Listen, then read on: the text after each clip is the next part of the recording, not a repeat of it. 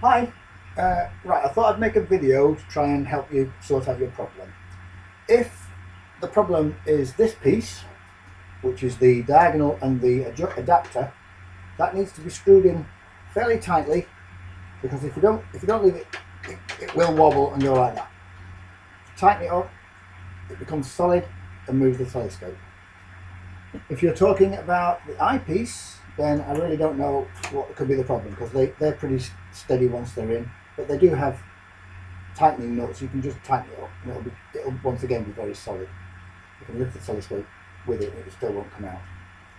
If you are referring to the finder scope, which I can imagine would be a lens on one side, that slides into the shoe, tightens up with the nut, and that is a solid attachment.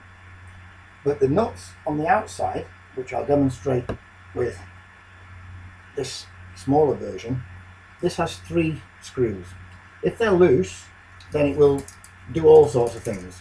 Okay, so what you need to do is they just need to impinge very slightly on the telescope, and it will hold it very firmly. Like this one, I can move the telescope with it without it rattling, moving about. You then sight through the main telescope at something in the distance, on the earth, like a lamppost or a tree or a lamp, and then sight through there and make small adjustments, making sure to keep the tightness on, but just make small adjustments until the crosshairs line up exactly with the centre of the eyepiece and the telescope. I hope this was your problem, because the telescope, as I say, was really good. So a bit like this one. This is his big brother. This is the 150. So I hope that helped.